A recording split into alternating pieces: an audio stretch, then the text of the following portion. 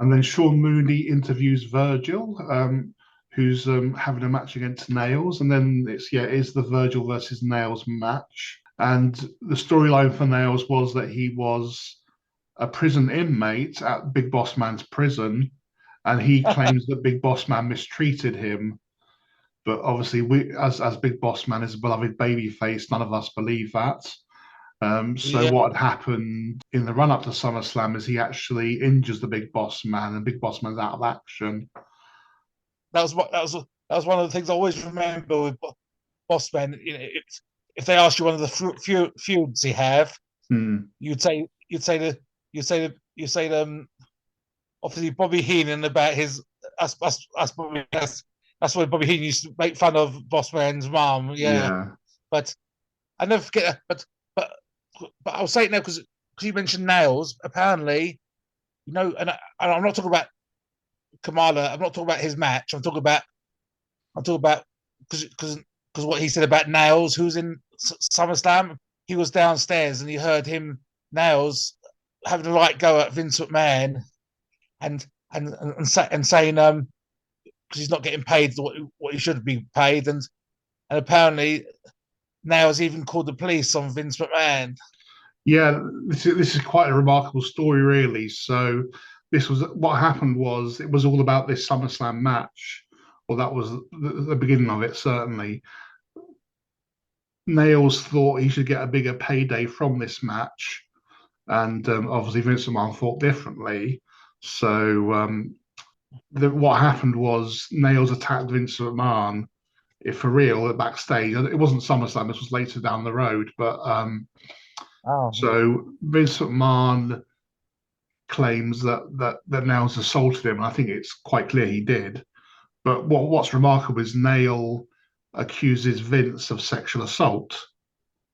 Oh God! Yeah, so he was implying that Vince was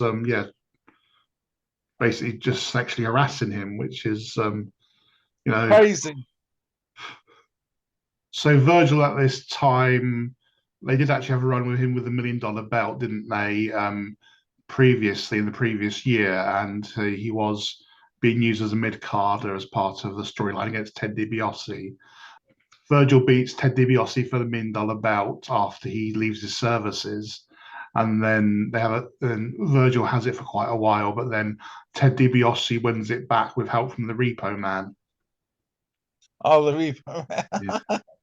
I'll come back to the Repo Man later, but yes, so that's the end of Virgil's run. Really, they don't really. They just use him to put other wrestlers. I think they obviously didn't see much upside to him as a superstar. But yeah, sadly, Virgil's not in very good health at the moment, and we wish him all the best. He's actually quite an interesting character online. He comes up with quite outlandish claims. I won't go into them here, but he's quite a character. Yeah, I've heard also about what you said about him charging people loads of money for autographs or something. Was that you? Did you say that? Yeah, I mean there have been tales. Obviously, we can't confirm or deny them, but there have been tales of him going to different autograph signings, saying that both him and Ted DiBiase will be there, and then not turning up. They give him the money in advance, and he doesn't turn up. And then, like I say, they come to Ted DiBiase and say, why didn't you show up? And he said, well, I didn't know anything about it. Oh God! Hopefully, it's not true. And this actually ties into something else I was going to say. Because Virgil's been in poor health, Ted DiBiase has been saying, despite what happened, in the past, he'd be willing to do some appearances with Virgil to help him raise money. But then Virgil's turned around and said, no, I don't want anything to do with him. I didn't know he was in poor health. Yeah. In this match, Nailz beats Virgil with a sleeper hold. This match is nothing special, but it serves a purpose, again, of making Nailz look formidable. So again, no complaints from me. It does what it needs to do. It's not fancy, but it serves a purpose. And also it's building up to Nailz taking on the Big Boss Man later. So that's why they make him look strong in this match, so they can serve him up to the Big Boss Man, because at that time Big Boss Man was quite a big deal, wasn't he, in WWF? Oh yeah, that's how That's how I want to remember him. I don't want to remember him as Vince McMahon's sidekick. Yeah, and after the match, Nailz beats up Virgil again to show how sadistic he is.